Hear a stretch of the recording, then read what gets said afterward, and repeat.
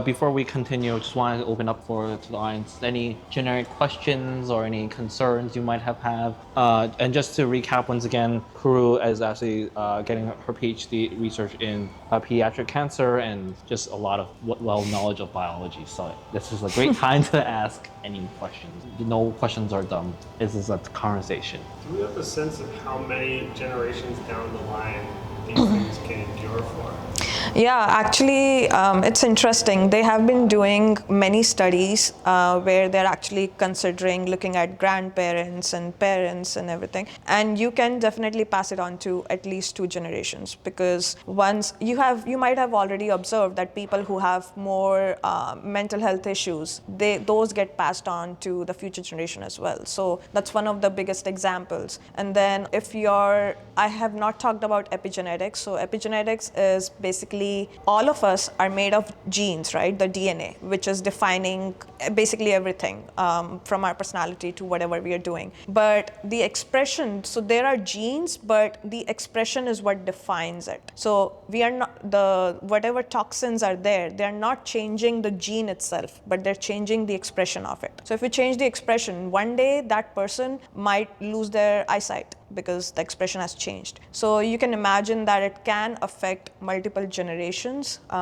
They have actually observed it in 2 generations for now. But yeah, it'll be cool to check out many other generations. Another question is unrelated. You've spoken about how different cancers are caused by different external or internal inputs. Do you think there are cancers that are just random? Oh yeah, there are. Oh, and just to repeat the question, Joe's asking, is there any cancers that are kind of random? Yeah, so there can be cancers that can be random. So there have been times where people who are non-smokers, do not drink alcohol at all, they still get cancer. And they're like young people, like in their 30s. And so it's very strange that it's still happening. But yes, that can also happen. Sometimes, so every cell has its own cell cycle. So it's supposed to go through cell cycle in the way that, let's imagine like it's a kid. At some point you get older and you have to die. Cells go through the same way. So in cancer cells, that cell cycle is prolonged. So it's not gonna go into the dead phase. So it's just gonna continuously multiply. So the moment they get that signal that, hey, you are not supposed to die, you're just continuously supposed to replicate. And that's what happens in certain cancers where you don't have any environmental factor involved, but you just got one mutation, and that mutation just triggered it and it became a cancerous cell. Cool. Does anyone else have any questions, or we continue on? Cool. Guess we'll. So just wanted to ask real quick. Thank you, Joe, for the questions. Why don't you just understand, like, why does it matter for us to really learn and be more health conscious about what we're choosing to eat, especially in your field where you're studying about one of the biggest things I've heard from bringing about this topic today was how is it relatable, especially what you are researching to kind of our daily lives. Just want to learn more on that end. So you mentioned that I'm actually working on pediatric cancer, which is basically 1% of all the cancers that happen in this world. But right now, cancer is a hot topic because someone you know in your family has already had cancer. I got into this field because it has become very frequent right now. So I really wanted to understand how this all works, and if there are drugs out there in the market right now, why are people still getting cancer? Why is it not cured, even though there have been so many advancements yet? And so what I'm researching on is a neuroblastoma, which is a pediatric cancer which affects kids. And unfortunately, the relapse rate is very high in that. So kids are bound to die. And when you meet these kids who are bald and they're asking you, oh, we are expecting some kind of miracle or something happening, especially when AI is out there and you don't have still any answer for these kids for cancer treatments, it feels pretty bad from inside. It's why can't we help them out? And so that's why I wanted to join a lab that was basically working in pediatric cancers. And considering that even though there are drugs out there, basically chemotherapy, which is very toxic to human body, there is still nothing which is precise.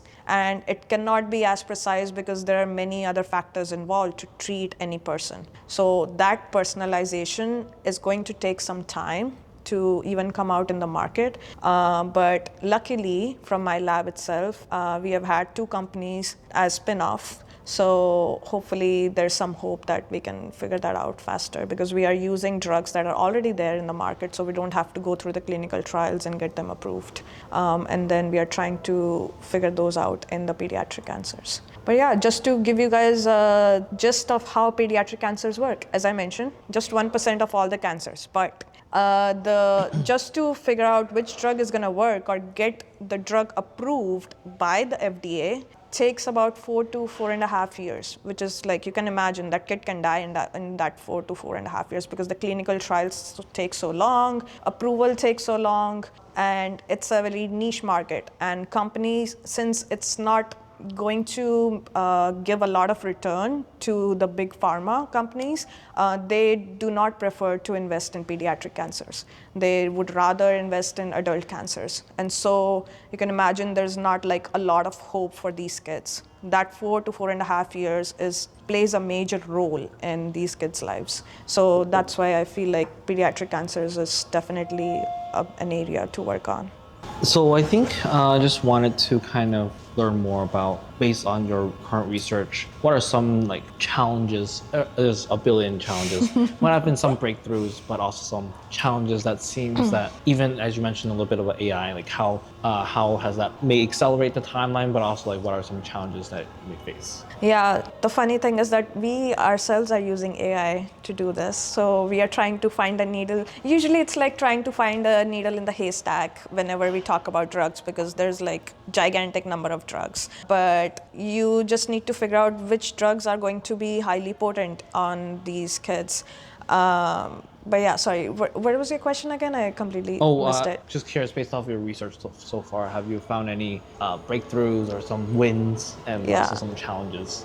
Yeah, breakthroughs, we are on track. So as I mentioned, like we have 2 companies spin-off, which I'm actually one of the co-founders of those. Breakthroughs would be that we are on track, hopefully, to figure out how to repurpose the drugs that we are using as adults in our life to repurpose it in pediatric cancers. So imagine one day I'm using one of the antibiotics on kids for cancer. So that's the goal, to make it much cheaper, much faster, and more efficient. And challenges, oh my God, don't even get me started. First things first is like getting people trained on these things. It's not easy.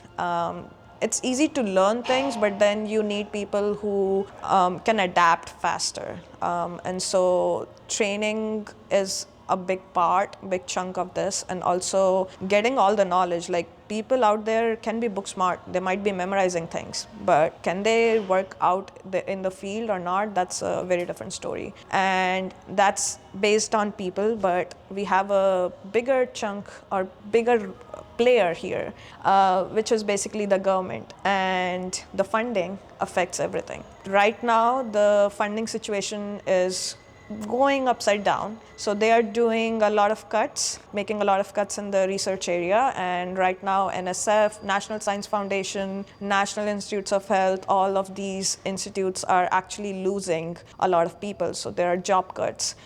They don't have enough funding. And imagine if they don't have funding for adult cancers, what will they give to pediatric cancers? So funding cuts is major right now, unfortunately, and that affects everyone. Yeah, that's one of the biggest challenges. And also, being in a pharmaceutical company, if you are an executive, you need to make those harsh decisions at some point. Like, it's more of a competitive market. It's not like I am really passionate about kids. It's more about what will make us make more money in the market. So yeah, it's all about the games. And maybe just to take 2 steps back for myself, what's the main difference between pediatric cancer and like adult cancer? Like, isn't cancer?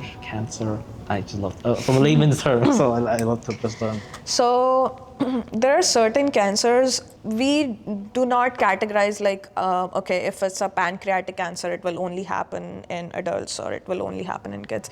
There are certain cancers that actually happen in high frequency in adults as compared to the kids, and there are certain that happen more frequently in kids as compared to adults. So that's how we differentiate between them. You won't find colon cancer in a kid. You won't find pancreatic cancer as much in the kids. You will find more neurological based cancers in kids. That's how we usually differentiate them. But pediatric cancer is any cancer that happens in a kid below the age of 20 years. Oh, age of 20. Yeah, so the cutoff is 20, but most of the cases we are looking at are basically the ones who are either between 2 to 7 or 8 years old. Yeah, so you can imagine seeing a bald kid in front of you, yeah. And I guess opening up the floor again to anyone else who wants to ask any questions. Have you had any experience with one of these sort of situations where something hasn't cleared clinical trials yet, but there's like reasons to be optimistic, and since the patient is going to die otherwise anyway, you just give it to them because there's no downside because they're Oh, that happens very frequently, very frequently. So this is how the drugs work actually. 1 in 10,000 drugs will actually get clinically approved by FDA, 1 in 10,000. So that's like, yeah, you can't imagine the odds. Unfortunately, they fail at different stages. So clinical trials are basically based on first you do preclinical testing, which is in the lab. Then you test them on mice, which is also in the lab. But you need to show that data to FDA to get into the clinical trials. So if your mice data gets approved, then you do clinical trials on humans. So they don't let you go into humans until mice data gets approved. In humans also, you have different stages, phase 1, phase 2, phase 3. Most of the drugs do not pass phase 1, and so they fail. And so that's why a lot of startups also fail. It's very difficult to have a pharmacology-based company or a startup out there. But yes, in those cases, the cases that you're talking about, there have been times where it would actually go, so CAR T, I don't know if you've heard about the CAR T cell therapy. So you can also use your cells, transform them and use them against the cancer itself. So that's exactly CAR T cell therapy is. And also you have immunotherapy where they are enhancing the immune system itself, boosting the immune system itself. But it does not work, it did not get approved for a while because it cannot be taken into clinical trials that fast. So since it did not get approved, they still wanted to try it somehow.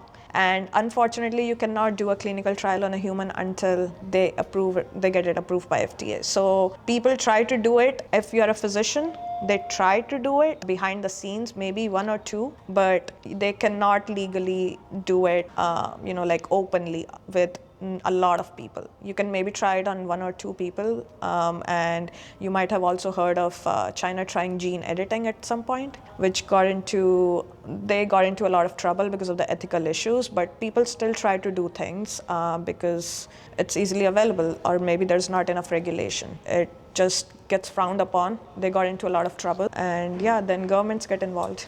But yeah.